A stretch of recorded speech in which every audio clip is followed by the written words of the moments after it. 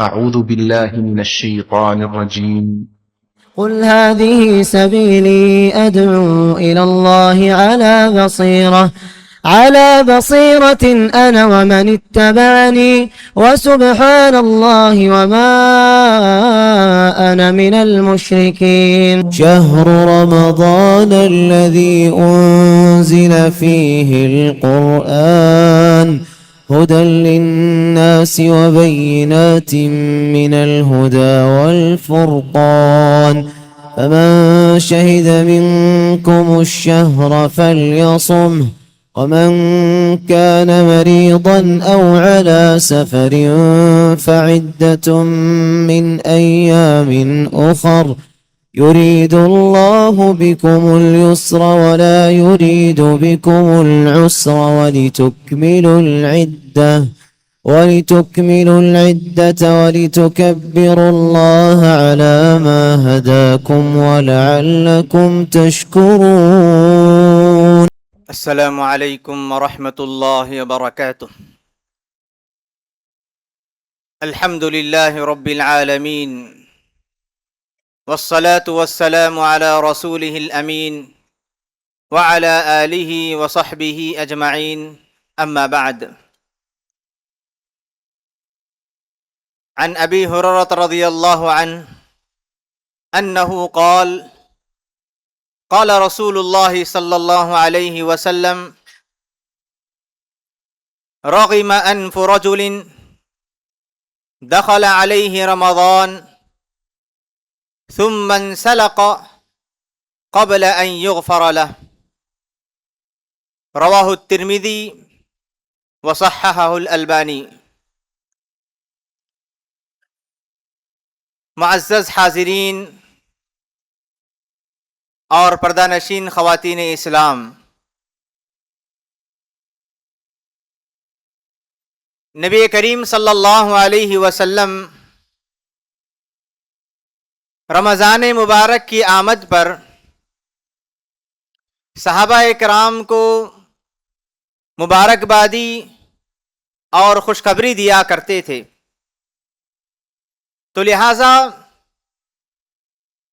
اس مبارک مہینے کی آمد پر ہم آپ تمام کو مبارکبادی خوشخبری سناتے ہیں کہ پروردگار مجھے اور آپ کو اس ماہ مبارک میں زیادہ سے زیادہ عبادتوں میں، نیکیوں اور بھلائی میں آگے بڑھنے کی توفیق عطا فرمائے. معزز حاضرین اور حاضرات، ماہ رمضان یہ اللہ تبارک و تعالیٰ کا بہت بڑا انعام ہے. جس بندے کو یہ مبارک مہینہ نصیب ہو جائے اسے اللہ تبارک و تعالیٰ کا شکر بجا لانا چاہیے کہ اللہ رب العالمین نے زندگی میں ایک اور مرتبہ ہمیں یہ مبارک مہینہ نصیب کیا ہے. اس ماہ مبارک کی سب سے بڑی خصوصیت یہ ہے کہ اس ماہ کی عبادتیں ہمارے گناہوں کی بخشش کا ذریعہ بنتی ہیں. اسی لیے اللہ کے رسول صلی اللہ علیہ وسلم نے فرمایا کہ من صام رمضان ایمانا واحتسابا غفر له ما تقدم من ذنبه. جس نے ماہ رمضان میں ایمان اور نیکی کی امید کے ساتھ روزہ رکھا اس کے گناہ معاف کر دیے جاتے ہیں. من قام رمضان ایمانا واحتسابا، جو بندہ رمضان کے مبارک مہینے میں قیام اللیل کرتا ہے تو اللہ رب العالمین اس کے گناہوں کو معاف کر دیتے ہیں. تو یہ مہینہ بخشش کا مہینہ ہے، یہ مہینہ مغفرت کا مہینہ ہے، یہ مہینہ اللہ رب العالمین کو راضی کرنے کا مہینہ ہے. اس ماہ مبارک میں ہر قسم کی عبادتوں میں، ریاضتوں میں آگے بڑھے. اللہ تبارک و تعالیٰ کی رحمتیں ہمارے انتظار میں ہیں. اللہ تبارک و تعالیٰ ہم پر رحم کرنے کے لیے تیار ہیں. اگر ہم نیکیوں میں آگے بڑھیں گے تو اللہ تبارک و تعالیٰ کو راضی کر سکتے ہیں. نیکیوں میں آگے بڑھیں گے تو ہم اللہ تبارک و تعالیٰ کے مقرب اور پسندیدہ بندے بن سکتے ہیں. معزز حاضرین، یہ مہینہ مبارک مہینہ ہے، اس میں جو بھی اعمال کیے جائیں وہ ہماری زندگی میں برکت لے آتے ہیں۔ اس مہینے کا ہر لمحہ مبارک ہے، اس مہینے کا ہر وقت مبارک ہے، اس مہینے کی نیکیاں مبارک ہیں، اس مہینے کی جو بھی عبادتیں ہیں، جو بھی بندگیاں ہیں وہ برکت والی ہیں۔ اسی لیے اللہ تبارک و تعالیٰ سے برکت حاصل کرنے کی کوشش کریں۔ ہمیں اس ماہ مبارک کی قدردانی کرنی چاہیے، ناقدری سے بچنا چاہیے۔ قدردانی کیسے ہوگی؟ اس ماہ مبارک کی اہمیت کا شعور اپنے دل میں پیدا کریں کہ مہینہ بہت ہی اہمیت والا مہینہ ہے، یہ مہینہ بڑی فضیلت والا مہینہ ہے۔ اللہ تبارک و تعالیٰ کے پاس اس مہینے کی بڑی قدر و منزلت ہے، یہ اپنے دل میں بٹھانا چاہیے۔ جس بندے کے دل میں یہ احساس ہو، یہ شعور ہو کہ مجھے اللہ کی طرف سے بہت بڑا انعام ملا ہے، مجھے اللہ تبارک و تعالیٰ کی طرف سے بہت بڑا تحفہ ملا ہے، میں ایک بہت بڑی نعمت میں جی رہا ہوں، وہ بندہ عبادتوں میں آگے بڑھے گا۔ اور جس بندے کے دل میں یہ شعور نہ ہو، یہ احساس نہ ہو، وہ بندہ اس مہینے کو عام مہینوں کی طرح گزار دے گا۔ رمضان کی کوئی اہمیت اس کے پاس نہیں ہوگی، رمضان آئے گا عام مہینوں کی طرح گزر جائے گا۔ اسی لیے ہمیں اس مہینے کی قدردانی کرنی چاہیے، اس کی اہمیت کو اپنے دل میں بٹھانا چاہیے، پروردگار سے بار بار توفیق طلب کرنی چاہیے کہ پروردگار تو نے مجھے یہ مہینہ عطا کر دیا، تو نے مجھے اس انعام سے نواز دیا ہے، مجھے اس کی قدر کی توفیق عطا فرما۔ اور جو بندہ اس مہینے کو قدر نہ کرے، اس کی ناقدری کریں، اللہ کے رسول صلی اللہ علیہ وسلم نے ایسے لوگوں پر بد دعا کی، ایسے آدمی کو اللہ کے رسول صلی اللہ علیہ وسلم نے بد نصیب کہا ہے، بڑے خسارے میں رہنے والا اللہ کے رسول صلی اللہ علیہ وسلم نے فرمایا۔ ابو ہریرہ رضی اللہ عنہ فرماتے ہیں کہ اللہ کے رسول صلی اللہ علیہ وسلم نے فرمایا رغم انف رجل، اس آدمی کی ناک خاک آلود ہو، وہ آدمی نقصان میں ہے، وہ آدمی بد نصیب ہے، دخل علیہ رمضان، جس نے رمضان کے مہینے کو پایا، ثم انسلخ، اور رمضان کا مہینہ گزر گیا، قبل ان یغفر لہ، اس نے نیکیاں نہیں کی کہ اس کے گناہ معاف کیے جائیں، اس کے گناہ معاف نہ کیے جائیں تو وہ آدمی بڑا بد نصیب ہوگا۔ ہم میں سے کوئی آدمی نہیں چاہتا کہ اس کا شمار بد نصیب لوگوں میں ہو، بد قسمت لوگوں میں ہو، محروم لوگوں میں اس کا شمار ہو، ہم میں سے کوئی آدمی نہیں چاہتا۔ یہ مہینہ اللہ کی طرف سے بہت ہی مبارک مہینہ ہے، بہت ہی بڑی نعمت ملی ہے، اس کی قدر کیجئے۔ رب العالمین مجھے اور آپ کو اس کی قدردانی کی توفیق عطا فرمائے، اور اس مہینے کو کما حقہ، اس مہینے میں فائدہ اٹھانے کی مجھے اور آپ کو اللہ رب العالمین توفیق عطا فرمائے۔ معزز حاضرین، اس ماہ مبارک میں ہم آپ لوگوں کے سامنے سلسلہ وار کچھ ایسے بڑے بڑے گناہ کا تذکرہ کرنا چاہتے ہیں جن کے تعلق سے اللہ کے رسول صلی اللہ علیہ وسلم نے فرمایا کہ گناہ کی وجہ سے انسان ہلاک ہو جاتا ہے، برباد ہو جاتا ہے، اس کی نیکیاں ضائع ہو جاتی ہیں۔ اللہ تبارک و تعالیٰ کے ہم تمام بندگی کرتے ہیں۔ عبادت اور بندگی کے دو پہلو ہیں، ایک پہلو جس میں اللہ تبارک و تعالیٰ نے نیک کاموں کو انجام دینے کا حکم دیا، مأمورات جسے ہم واجبات اور فرائض کہتے ہیں، ان عبادتوں کو بجا لانا ہم پر ضروری ہے، واجب ہے۔ اور جو بندہ واجبات، فرائض اور اللہ اور اس کے رسول کی طرف سے جن کاموں کو کرنے کا حکم دیا گیا ان میں اگر کوئی کوتاہی کرتا ہے تو وہ گنہگار ہوگا۔ اور اسی طرح نیکی کا ایک پہلو وہ بھی ہے جس میں اللہ اور اس کے رسول نے بہت سارے برائیوں سے، بہت سارے کاموں سے ہمیں روکا ہے، منہیات، ممنوعات جسے کہتے ہیں، جسے عام زبان میں ہم گناہ کہتے ہیں۔ ان کاموں سے رکنا بھی عبادت ہے، اور ان کاموں کو انجام دینا بہت بڑا گناہ ہے۔ فرائض و واجبات کو انجام دینا ضروری ہے، ممنوعات اور منہیات سے رکنا ضروری ہے۔ فرائض و واجبات کو انجام دینا عبادت ہے اور ممنوعات اور منہیات کو انجام دینا گناہ ہے۔ ہر بندے کو جس طرح واجبات کو جاننا ہے اسی طرح منہیات اور ممنوعات کو بھی جاننا چاہیے۔ اس موضوع کو سمجھنے کے لیے چند اہم باتیں یہ جاننا بھی ضروری ہیں۔ سب سے پہلی بات یہ ہے کہ اللہ رب العالمین نے ہم بندوں پر ایک بڑا احسان یہ بھی کیا ہے کہ اگر بندہ نیکی کا ارادہ کریں تو اللہ رب العالمین فرشتوں کو حکم دیتے ہیں کہ اس ارادے کے بدلے ایک نیکی لکھ دو۔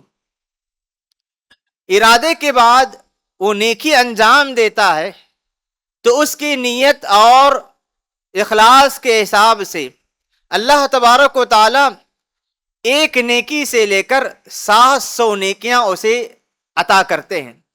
اللہ کے رسول صلی اللہ علیہ وسلم فرماتے ہیں من ہم بحسنۃ فلم يعملها کتبت لہ حسنہ، کہ جس نے نیکی کا ارادہ کیا اور نیکی انجام نہیں دی لیکن ارادے کے بدلے اللہ تبارک و تعالیٰ اسے ایک نیکی لکھ دیتے ہیں، اس کے نامہ اعمال میں ایک نیکی لکھ دی جاتی ہے۔ ومن ہم بحسنۃ فعملها کتبت لہ 10 الی 700 ضعفا، کہ جو بندہ نیکی کا ارادہ کرے اور نیکی کا ارادے کے ساتھ نیکی بھی بجا لائے تو اللہ تبارک و تعالیٰ اسے 10 سے 700 گنا نیکیاں عطا کرتے ہیں، اس کے نامہ اعمال میں لکھے جاتے ہیں۔ واللہ یضاعف لمن یشاء، اور اللہ رب العالمین کبھی کبھار 700 گنا سے بھی زیادہ کسی نیکی پر بدلہ عطا کرتے ہیں۔ اور جس نے برائی کا ارادہ کیا، اللہ رب العالمین کا احسان دیکھیں کہ برائی کے بدلے، برائی کے ارادے پر اسے کچھ بھی اس کے نامہ اعمال میں لکھا نہیں جاتا جب تک کہ وہ برائی نہ کریں۔ برائی کے ارادے کے بعد برائی کر لیں تو اس کی سزا کے طور پر اس کے نامہ اعمال میں ایک گناہ لکھا جاتا ہے۔ جب تک بندہ گناہ نہ کرے اس کو سزا نہیں دی جائے گی، اس کے نامہ اعمال میں گناہ نہیں لکھا جائے گا۔ لیکن 2 مقامات ایسے ہیں جہاں برائی کا ارادہ کرنا بھی غلط ہے، گناہ ہے، وہ ہے مکہ اور مدینہ۔ اللہ رب العالمین فرماتے ہیں وَمَن يُرِدْ فِيهِ بِإِلْحَادٍ بِظُلْمٍ نُذِقْهُ مِنْ عَذَابٍ أَلِيمٍ، جو کوئی مکہ میں برائی کا ارادہ بھی کرے تو اللہ رب العالمین اسے دردناک عذاب کی وعید سناتے ہیں۔ تو گناہ کا ارادہ کرنا اس پر سزا نہیں ملے گی سوائے مکہ اور مدینہ میں۔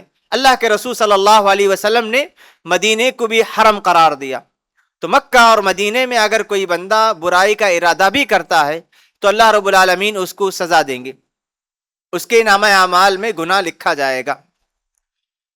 اور اگر کوئی بندہ برائی کا ارادہ کر لے اور برائی کرنے کے لیے آگے بھی بڑھ جائے لیکن برائی سے روکنے کے لیے کوئی مانع آ جائے، برائی کا ارادہ کر لیا، کوئی رکاوٹ نہ ہوتی، کوئی مانع نہ ہوتی، وہ برائی کر جاتا، لیکن کوئی رکاوٹ آنے کی وجہ سے وہ برائی چھوڑ دیا تو اس کے نامہ اعمال میں گناہ لکھا جائے گا اگرچہ کہ وہ گناہ نہ بھی کریں۔ جیسا کہ اللہ کے رسول صلی اللہ علیہ وسلم فرماتے ہیں القاتل والمقتول کلاہما فی النار، کہ قتل کرنے والا اور جس پر قتل کا عمل ہوا، جس کو قتل کیا گیا، دونوں جہنم میں جائیں گے۔ نبی کریم صلی اللہ علیہ وسلم سے صحابہ اکرام نے پوچھا کہ اللہ کے رسول ھذا القاتل، یہ قتل کرنے والا گنہگار ہے، جہنم میں جائے گا، یہ بات تو سمجھ میں آتی ہے، لیکن مقتول کا کیا گناہ ہے؟ وہ تو قتل کیا گیا، اس نے تو گناہ نہیں کیا۔ اللہ کے رسول صلی اللہ علیہ وسلم نے فرمایا کہ اس نے بھی قتل کا ارادہ کیا، وہ قتل کیا گیا اس وجہ سے اس نے وہ برائی نہیں کی، وہ گناہ نہیں کیا۔ اگر اسے گناہ کا موقع مل جاتا، قتل کا موقع مل جاتا تو بھی قتل کر جاتا۔ تو لہٰذا گناہ کا ارادہ کرنے کے بعد اور گناہ کے لیے قدم آگے بڑھا دیں اور کوئی رکاوٹ آ جائے، اس وجہ سے وہ رک جاتا ہے یا اس وجہ سے گناہ کو چھوڑ دیتا ہے، تو ایسی صورت میں اسے گناہ لکھا جائے گا۔ ایک اور چیز ہے، اگر کسی نے گناہ کا ارادہ کیا اور گناہ کے لیے قدم آگے بڑھا دیا، لیکن عین گناہ کے موقع پر اللہ کا ڈر اس کو آ گیا اور اللہ کے لیے گناہ کو چھوڑ دیں، ایسے بندے کو اللہ تبارک و تعالیٰ نیکیوں سے نوازتے ہیں۔ مشہور واقعہ ہے، اللہ کے رسول صلی اللہ علیہ وسلم نے فرمایا کہ پچھلے زمانے میں بنو اسرائیل میں 3 آدمی سفر کر رہے تھے، اچانک غار میں انہوں نے پناہ لی اور اچانک بارش یا سیلاب طوفان کی وجہ سے غار کا منہ بند ہو گیا۔ تینوں نے اپنے سب سے زیادہ نیکی ہے اس کا سہارا لے کر اللہ تبارک و تعالیٰ سے اس مصیبت سے نکلنے کے لیے کوشش کی، دعا کی۔ ان میں سے ایک آدمی نے کہا کہ پروردگار، میری ایک چچا زاد بہن تھی، میں اس کے ساتھ برائی کا ارادہ کیا، آخر میں وہ کہتے ہیں کہ جب میں نے اس کے ساتھ برائی کا ارادہ کر لیا تو اس نے تیرا حوالہ دیا اور کہا کہ اللہ کے لیے میرے ساتھ ناحق وہ کام نہ کر جو تیرے لیے جائز نہیں۔ میں نے تیری خاطر، تیری خوشنودی کی خاطر میں نے گناہ چھوڑ دیا، تو اللہ تبارک و تعالیٰ نے انہی مصیبت سے نجات دلائی۔ تو گناہ کے لیے قدم آگے بڑھنے کے بعد اگر کوئی بندہ اللہ کے لیے، اللہ کی رضامندی کے لیے، ثواب کے لیے گناہ کو چھوڑ دیتا ہے، یہ بھی ثواب کا عمل ہے، ثواب ہے۔ تو ہمیں اپنی زندگی میں دیکھنا چاہیے کہ ہمارے دلوں میں شیطان مختلف قسم کے وسوسے پیدا کرتا ہے، ہمارے دلوں میں گناہوں کے خواہشات آتے ہیں۔ سب سے پہلے تو ایک گناہ کا ارادہ نہیں آنا چاہیے۔ اگر گناہ کا ارادہ آ جائے، ایسے موقع پر ہمیں اللہ سے ڈر کر اس گناہ کو ترک کر دینا چاہیے۔ اب جب بندہ گناہ کرنے لگتا ہے تو اس کے نام اعمال میں گناہ لکھے جاتے ہیں۔ اللہ کے رسول صلی اللہ علیہ وسلم فرماتے ہیں کہ بندہ جب گناہ کرتا ہے تو جب کبھی کوئی بندہ گناہ کرتا ہے تو اس کے بدلے اس کے دل میں ایک سیاہ کالا نقطہ ڈال دیا جاتا ہے۔ گناہ کے بعد اگر وہ توبہ کریں، اللہ رب العالمین سے معافی طلب کریں، تو اللہ تبارک و تعالی اس سیاہ نقطے کو اس کے دل سے ختم کر دیتے ہیں، اس کے دل کو صاف اور شفاف کر دیا جاتا ہے۔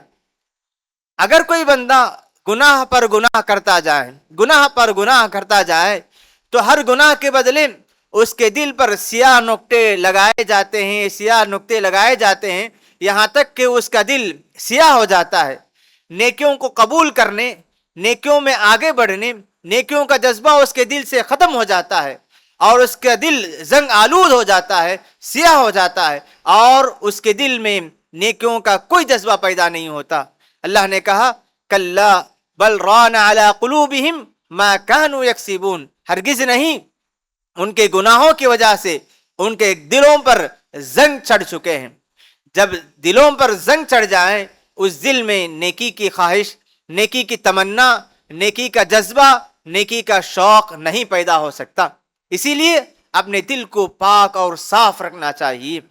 اور مومنوں کی علامت یہ بتائی گئی کہ جب کبھی ان سے کوئی گناہ ہو جائے تو بندہ بہت ڈرنے لگتا ہے، کہیں اس گناہ کی وجہ سے اللہ رب العالمین کی پکڑ مجھ پر نہ آ جائے۔ اللہ کے رسول صلی اللہ علیہ وسلم کے صحابہ اکرام کو دیکھیں، عبداللہ ابن مسعود رضی اللہ عنہ فرماتے ہیں کہ مومن کی علامت یہ ہے کہ جب اس سے کوئی گناہ ہو جائے تو ایسے اس گناہ کو ایسے سمجھتا ہے گویا کہ وہ کسی پہاڑ کے نیچے بیٹھا ہے اور گناہ کے اثر سے وہ پہاڑ اس کے اوپر گر جائے، اتنا ڈرا رہتا ہے۔ گناہ کا اثر اور گناہ کی پکڑ اور اللہ رب العالمین کی پکڑ کبھی نہ آ جائے، اس ڈر سے وہ رہتا ہے۔ لیکن ایک منافق کی علامت یہ ہے کہ جب اس سے کوئی گناہ ہو جائے، گناہ کی کوئی فکر نہیں، گناہ کو معمولی سمجھتا ہے، اور جب کبھی گناہ ہو جائے تو اتنا معمولی سمجھتا ہے جیسے کسی کے ناک پر کوئی مکھی بیٹھ جائے تو مکھی کو دور کرنے کے لیے جس طرح اس ہاتھ ہلاتا ہے، اس گناہ کے سامنے اس کی حرکت اتنی ہی ہوتی ہے، اس کی کوئی فکر نہیں ہوتی، کیئرلیس ہو جاتا ہے، گناہ کی فکر نہیں ہوتی۔ لیکن مومن کی علامت یہ ہے کہ اگر اس سے گناہ ہو جائے، اس سے کوئی غلطی ہو جائے، فوراً توبہ کریں، فوراً اللہ رب العالمین سے مغفرت طلب کریں۔ اللہ کو راضی کرنے والا مومن ہوا کرتا ہے۔ اسی لیے اللہ نے اپنے خاص بندوں کی علامت بتائی، والذین اذا فعلوا فاحشۃ او ظلموا انفسهم ذکروا اللہ فاستغفروا لذنوبهم، اللہ کے خاص بندوں کی علامت یہ ہے کہ جب ان سے کوئی غلطی ہو جاتی ہے اللہ کو یاد کرتے ہیں اور اللہ سے مغفرت طلب کرتے ہیں. یہ اللہ کے خاص بندوں کی علامت بتائی گئی. تو اللہ تبارک و تعالیٰ نے گناہوں کو معاف کرنے کا وعدہ کیا ہے. شرط یہ ہے کہ ہم اللہ تبارک و تعالیٰ سے معافی طلب کریں. ہمیں ان باتوں سے ڈرے رہنا چاہیے کہ ہماری زندگی میں کوئی غلطی ہو جائے. جس طرح ہم بہت ساری عبادتوں کو، واجبات کو، نیکیوں کو جانتے ہیں، اسی طرح ہمیں برائیوں کو بھی جاننا چاہیے. برائی کسے کہتے ہیں، گناہ کسے کہتے ہیں، غیبت کسے کہتے ہیں، حسد کسے کہتے ہیں، تہمت کسے کہتے ہیں، چغل خوری کسے کہتے ہیں. ان گناہوں کو جاننا چاہیے، تبھی چل کر ہم ان گناہوں سے بچ سکتے ہیں. حذیفہ ابن الیمان رضی اللہ عنہ فرماتے ہیں کہ صحابہ اکرام اللہ کے رسول صلی اللہ علیہ وسلم سے آ کر بھلائی نیکی کے تعلق سے سوال کیا کرتے تھے، لیکن میں اللہ کے رسول سے برائی کے تعلق سے سوال کرتا تاکہ میں برائی کو جانوں اور برائی سے دور رہوں. ہم نے اس سال تراویح کے بعد اس موضوع کی اسی لیے اختیار کیا تاکہ ہم برائی کو جانیں، اس کی خطرناکی کو جانیں، اس کے نقصانات کو جانیں، اور اس گناہ کی وجہ سے ہماری زندگی پر کیا برے اثرات آ سکتے ہیں اس کو جانیں تاکہ ہم ان گناہوں سے دور رہیں. اسی وجہ سے یہ موضوع اختیار کیا گیا. صحابی رسول اللہ کے رسول صلی اللہ علیہ وسلم سے برائی کے تعلق سے پوچھتے تاکہ برائی سے دور رہیں. اسی لیے بعض علماء اکرام نے کہا کہ برائی کو جاننا بھی سنت ہے. جس طرح نیکیوں کو جاننا ضروری ہے تاکہ ہم نیکی انجام دیں، اسی طرح برائی کے تعلق سے علم رکھنا تاکہ اس سے ہم دور رہیں یہ بھی سنت ہے. اللہ کے رسول صلی اللہ علیہ وسلم کا معمول یہ تھا کہ اللہ کے رسول صلی اللہ علیہ وسلم صحابہ کرام کو تنبیہ کیا کرتے. کبھی اللہ کے رسول کہتے الا انبئکم باکبر الکبائر، اے صحابہ کیا میں تمہیں بڑے بڑے گناہ کے تعلق سے نہ بتلاؤں؟ صحابہ کرام کہتے اللہ کے رسول کیوں نہیں، ہمیں بتلائیے. پھر اللہ کے رسول صلی اللہ علیہ وسلم صحابہ کرام کے سامنے گناہوں کی وضاحت کیا کرتے تھے. کبھی اللہ کے رسول صلی اللہ علیہ وسلم اجتنبوا السبع الموبقات کہہ کر برائیوں سے روکتے کہ صحابہ ہلاک کرنے والے گناہوں سے دور رہو. اور کبھی کبھار صحابہ اکرام اللہ کے رسول سے سوال کرتے ای الذنب اکبر عند اللہ، کہ اللہ کے رسول اللہ کے پاس سب سے بڑا گناہ کیا ہے؟ پھر اللہ کے رسول صلی اللہ علیہ وسلم صحابہ اکرام کو بڑے بڑے گناہ بتلایا کرتے تھے. یہ گناہ انسان کو ہلاک کرنے والے ہوتے ہیں، انسان کی نیکیوں کو برباد کرنے والے ہوتے ہیں. یہ گناہ انسان کی نیکیوں کو ضائع کرنے والے ہوتے ہیں. اسی لیے بعض روایتوں میں گناہوں کو مہلکات کہا گیا. انسان کو ضائع اور برباد کرنے والے، ہلاک کرنے والے ہوتے ہیں.